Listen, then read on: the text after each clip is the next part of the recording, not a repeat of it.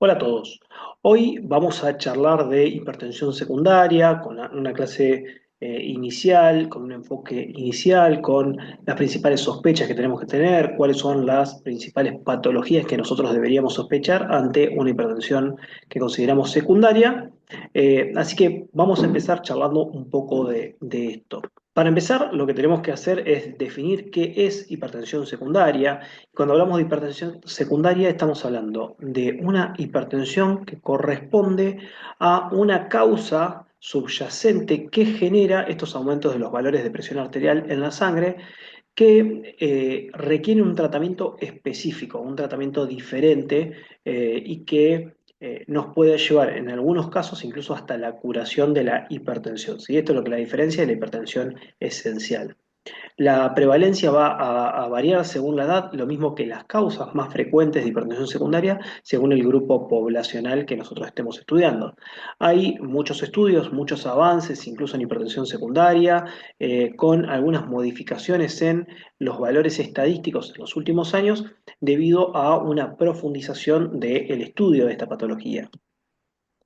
Entonces, viendo un poco el tema de las causas, nosotros las vamos a dividir en varios grupos, donde vamos a tener las más frecuentes, que son las renales, las endocrinológicas y las tóxico-metabólicas, pero también tenemos otras como el síndrome de apnea obstructiva del sueño, que es muy frecuente y muy subdiagnosticado.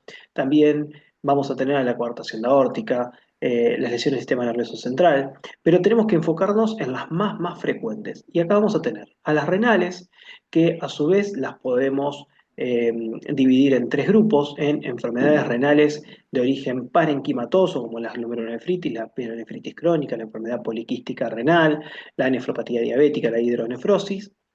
La enfermedad, en segundo lugar, la enfermedad renovascular, como la estenosis de la arteria renal, la displasia fibromuscular, vasculitis y compresiones extrínsecas de la arteria.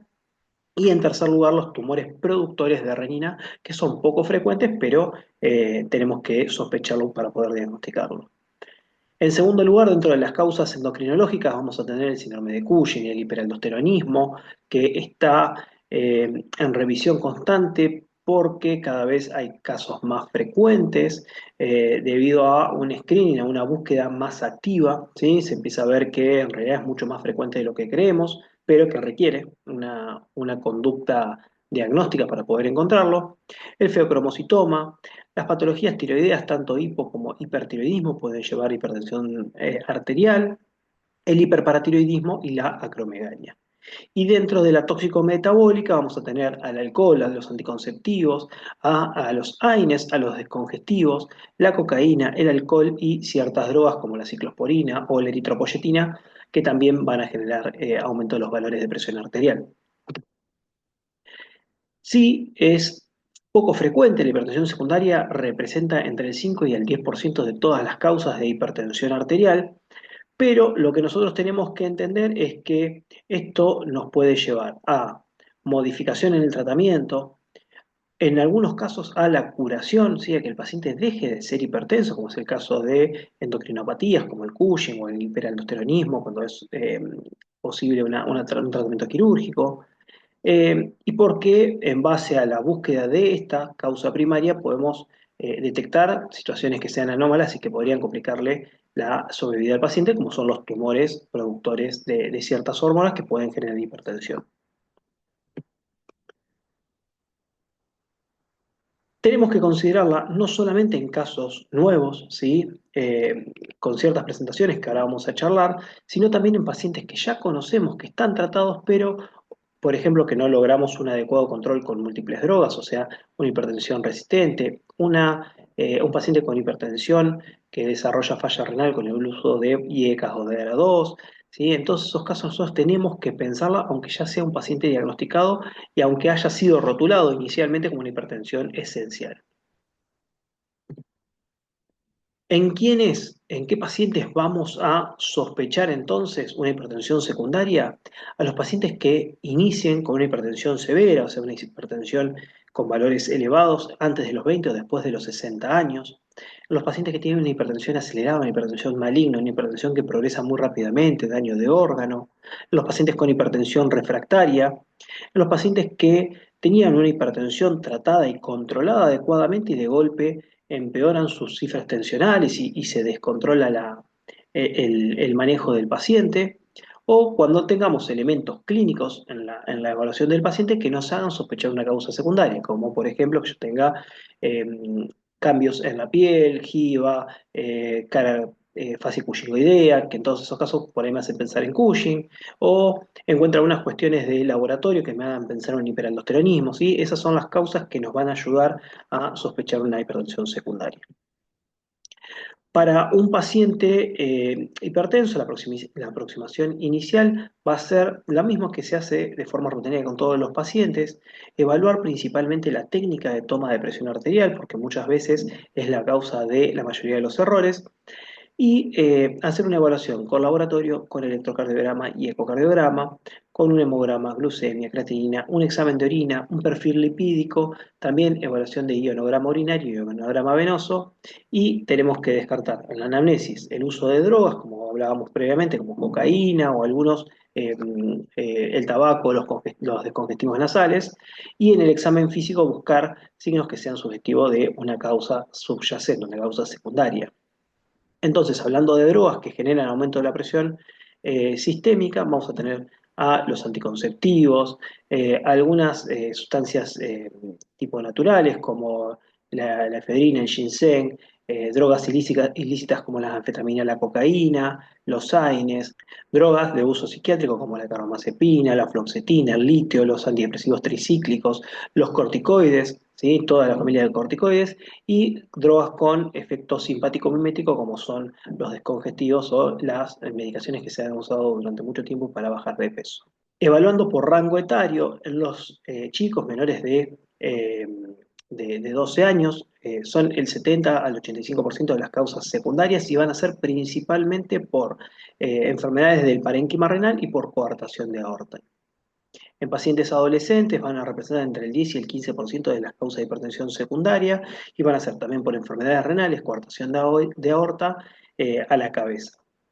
Ya en adultos jóvenes vamos a tener a la disfunción tiroidea, el hipertiroidismo, la displasia fibromuscular y va a seguir estando la causa renal parenquimatosa como una de las más prevalentes.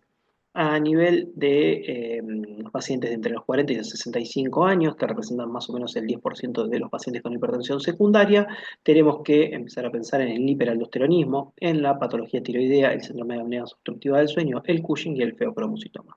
Y en pacientes adultos mayores de 65 años, tener en cuenta la enfermedad aterosclerótica de la arteria renal, la falla renal y el hipotiroidismo también. La hipertensión renovascular representa el 1 al 5% de los casos atendidos en consultorio, con un 7% de casos en pacientes en ancianos, principalmente de causa aterosclerótica.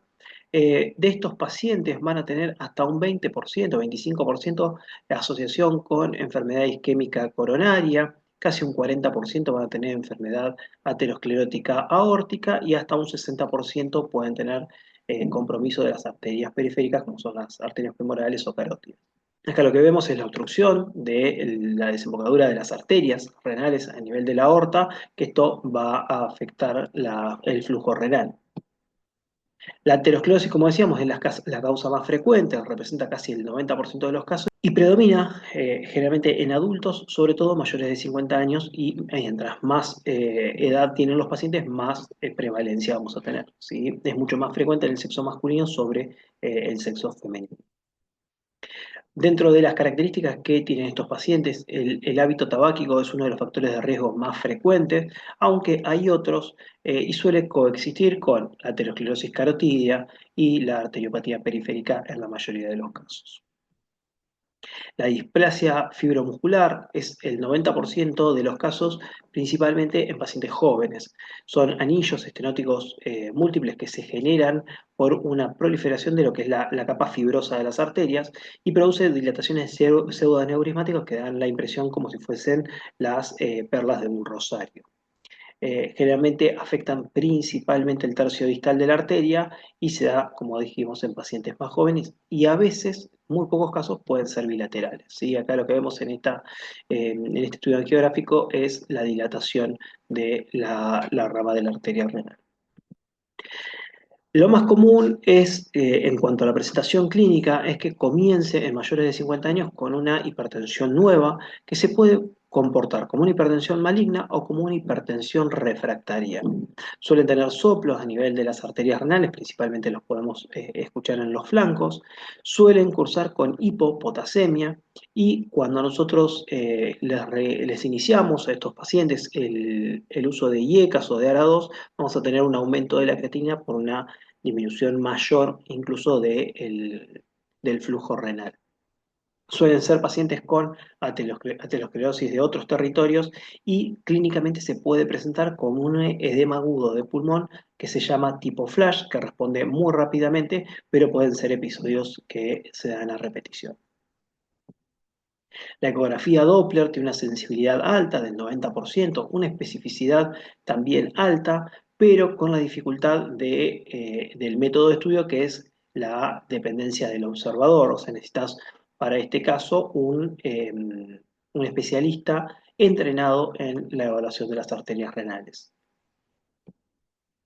La medición de los niveles de renina también pueden dar alterado hasta en el 15% de los casos de los pacientes con hipertensión primaria, o sea, con hipertensión esencial, pero podemos utilizarla para la medición de los pacientes con estenosis de la arteria renal, ya que van a tener un aumento de los valores de renina por la disminución del flujo renal. Se va a considerar positivo cuando sea valores mayor al 150% del valor de referencia, con una sensibilidad y una especificidad cercanas al 100%. La angioresonancia, como método a favor, lo que tiene es no utilizar medios de contraste con una sensibilidad y una especificidad muy alta y que podría ser útil en pacientes que sobre todo tengan una disfunción en los valores de creatinina. ¿Quiénes son los que tienen riesgo moderado de padecer este tipo de hipertensión? Los que tengan una hipertensión severa mayor a 220, hipertensión refractaria, los que inicien de forma abrupta antes de los 20 o después de los 50, que tengan soplo abdominal o que sea una hipertensión en un paciente fumador o con antecedentes de aterosclerosis periférica. El riesgo en este caso de padecer una enfermedad renovascular va de un 10 a un 20%. Riesgo elevado van a ser estos pacientes hipertensos severos con insuficiencia renal progresiva, los que tengan una hipertensión acelerada o los que tengan un aumento de los valores de creatinina en sangre posterior al uso de IECAS-2, como hablábamos previamente. En ellos, la posibilidad de que la hipertensión sea de causa renovascular es cercana al 50%. La displasia fibromuscular se puede resolver terapéuticamente por vía de la angioplastía, con una curación cercana al 80-100%, pero con un riesgo de reestenosis del 11% al año. Las complicaciones de la angioplastía van a ser disección en un 3%, embolia sistémica, que puede llegar hasta el 8%, oclusión de la arteria renal en un 1,5%, con una mortalidad de los 30 días no mayor al 1%. El tratamiento médico se opta cuando tenemos un riesgo quirúrgico muy elevado, en pacientes que no quieren ser sometidos a un acto quirúrgico o a un acto de tratamiento endovascular, cuando la localización anatómica no permita acceder a resolver la anatomía arterial o cuando el caso no sea realmente claro de que sí o sí sea de causa renovascular. Dijimos que las reestenosis se producen en el 10 al 15% a los 2 años del seguimiento. Por esto, podemos concluir que las indicaciones de revascularización serían cuando los pacientes no mejoran con el tratamiento con 3 drogas diferentes, cuando el deterioro de la función renal se produce con el tratamiento adecuado y además cuando tenemos un índice de resistencia por Doppler menor al 0,8.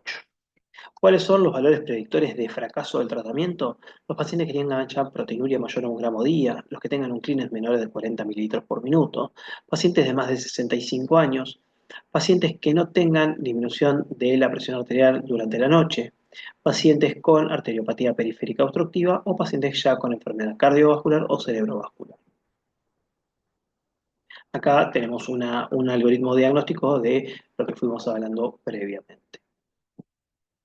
El hiperaldosteronismo está cada día más en auge, más en ascenso por la mayor prevalencia de casos. Se estima por bibliografía una prevalencia de 2 a 5 casos de los hipertensos secundarios, pero hoy en día hay estudios que muestran que hasta el 15-20% de los casos que se consideran hipertensión primaria son realmente secundarios a hiperaldosteronismo.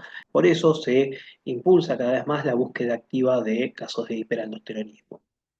Estos pueden ser primarios, como un adenoma en el 40 al 50% de los casos, de forma idiopática en el 34% de los casos, secundario en hiperplasia suprarrenal, que representa alrededor del 1% de los casos, el cáncer de suprarrenales en el 1% de los casos, secundarios pueden ser a hipertensión renovascular, a insuficiencia cardíaca severa, a tumores productores de renina, los reninomas, o al uso de diuréticos. Esto es un adenoma, ¿sí? Con una lesión menor a 2 centímetros, es más frecuente en el sexo femenino y suelen ser unilaterales. De causa idiopática, obviamente la causa, como bien se nombra, no se conoce, pero como decíamos, la incidencia está en aumento por una búsqueda más activa de este tipo de patología, ¿sí? La hiperplasia suprarrenal se produce generalmente en la Edad Media y lo que vemos es un agrandamiento difuso de las suprarrenales de los dos lados. La hiperplasia suprarrenal congénita es una enfermedad de origen genético por un déficit de la 11-beta-hidroxilasa y de la 17-alfa-hidroxilasa que se caracterizan por, además de contar con la hipertensión y la hipopotasemia característica de estos casos, presentar virilización y inmadurez sexual. En cuanto a la presentación clínica, muchos pacientes son asintomáticos y son un hallazgo, por ejemplo, ante un paciente con hipopotasemia sin causa evidente. También debemos sospecharlo, y esto sí es importante, en pacientes que tengamos con hipertensión arterial e hipopotasemia en el laboratorio. Luego podemos tener síntomas generalmente secundarios a las hipopotasemias, como son los calambres, las parestesias, pueden tener poliuria, debilidad muscular y alcalosis metabólica. En el laboratorio, el principal hallazgo va a ser un potasio sérico menor de 3,5 miliequivalentes por litro, pero también tenemos que saber que entre el 60 y el 85% de los pacientes pueden tener valores de potasio normal e igual tener un hiperaldosteronismo. El diagnóstico lo vamos a hacer por una medición de la actividad de la renina plasmática con un valor menor de 1 nanogramos por decilitro por hora, una medición de la aldosterona en sangre con valores mayores a 15 nanogramos por decilitro, o una relación entre la actividad de renina plasmática y la concentración plasmática de aldosterona mayor a 30. Dentro de los factores que pueden alterar el resultado de las mediciones para estudio de hiperaldosteronismo, tenemos drogas que pueden generar un resultado falso positivo de la relación PAC-PRA, como son los beta bloqueantes, la insuficiencia renal, la edad o el alto consumo de sodio, que puedan generar una baja actividad de renina plasmática, como son los beta bloqueantes, los AINES, que puedan dar falsos negativos de PAC-PRA, como los diuréticos, o una alta actividad de renina plasmática, como es la espironolactona, los IECAS y los diuréticos, y una baja aldosterona plasmática, como son los bloqueantes cálcicos. El diagnóstico se hace por tomografía o por resonancia con protocolo para suprarrenales, donde vamos a encontrar generalmente con una sensibilidad adecuada lesiones de más de 1 centímetro, pensando en un aldosteronoma. Los que tienen un tamaño mayor a 3 centímetros nos obligan a descartar que no se presente como una lesión maligna. Y si tenemos una imagen de agrandamiento bilateral, lo principal a pensar es una hiperplasia de las suprarrenales. Acá en la tomografía vemos este nódulo a nivel de la suprarrenal derecha. Acá tenemos otra imagen con resonancia, donde también vemos ese nódulo en la técnica de supresión grasa. En tercer lugar, vamos a hablar de feocromocitoma. Estos representan el 0,1 al 0,3% de los pacientes hipertensos, con una incidencia de 2 por cada 100.000 habitantes por año, con la regla del 10, ¿sí? Donde 10% son malignos y 10% son múltiples, y también que 10% son extrasuprarrenales. La localización en las glándulas suprarrenales corresponde al 90%, como decíamos, 10% son múltiples y 10% se generan por fuera de las suprarrenales. Existen formas familiares que se asocian a tumores en paratiroides, en tiroides y a la neurofibromatosis, como son las neoplasias endocrinas múltiples. La presentación clínica puede ser como una hipertensión permanentemente alta o como lo más clásico descrito como paroxismos hipertensivos, aunque no es la forma más frecuente de presentación. También podemos tener paroxismos de dolor precordial, de palpitaciones, de cefalea, de flashes, de sensación de calor. Los síntomas, como decíamos, pueden ser permanentes o paroxísticos y pueden ser desencadenados por la palpación de la masa tumoral, por la realización de ejercicio durante el acto sexual, de la defecación o la micción, por aumento de presiones. También pueden presentar un estado hipermetabólico y la presencia de hipotensión ortostática se puede ver en estos pacientes. Como decíamos, dentro de las formas de presentación tenemos un 48% que se presenta como paroxismos, un 34% que se presenta como presión arterial normal. Para el estudio del feocromocitoma vamos a tener la medición de catecolaminas en sangre, como norepinefrina, que tiene una alta especificidad, una sensibilidad no tan alta, alrededor de un 85%, pero es un método de estudio muy complejo, ya que las catecolaminas en sangre duran muy pocos segundos, así que es muy difícil tener un resultado redituable. En cambio, en orina tenemos la posibilidad de hacer una medición de ácido vainillín mandélico, que cuando da valores mayores a 7 miligramos por día ya se considera como positivo, eh, pero tiene muchos falsos negativos, hay que hacer una dieta muy estricta para hacer una medición adecuada. También podemos medir las catecolaminas en orina, como norepinefrina y epinefrina, con una sensibilidad y una especificidad muy alta y recordar que esto tenemos que hacerlo en una medición en orina de 24 horas. Las metanefrinas, también en orina de 24 horas, tienen una especificidad muy alta y se pueden medir tanto en orina como en plasma también con una sensibilidad muy alta. Dentro de las imágenes vamos a utilizar tanto la tomografía computada como la resonancia con protocolos para suprarrenales para buscar la presencia de tumores que puedan ser los causantes de esta patología. La sensibilidad está alrededor del 98% con una especificidad del 70%. Bueno, estas son las causas más frecuentes que nosotros podemos ver en hipertensión secundaria. Requieren un abordaje activo, una búsqueda activa y tener en cuenta las principales características que hablamos al principio de estos pacientes para hacer una búsqueda eh, de forma, como decíamos, activa de casos de hipertensión secundaria, entendiendo que en muchas oportunidades esto nos puede llevar no solamente a un mejor control de la enfermedad, sino en algunos casos a la curación de la misma. Bueno, espero que les haya servido. Es un repaso muy superficial. Se puede hacer una clase con cada una de estas enfermedades, pero la idea es tener una aproximación inicial, un abordaje inicial, y vamos a ir hablando en más profundidad en siguientes clases.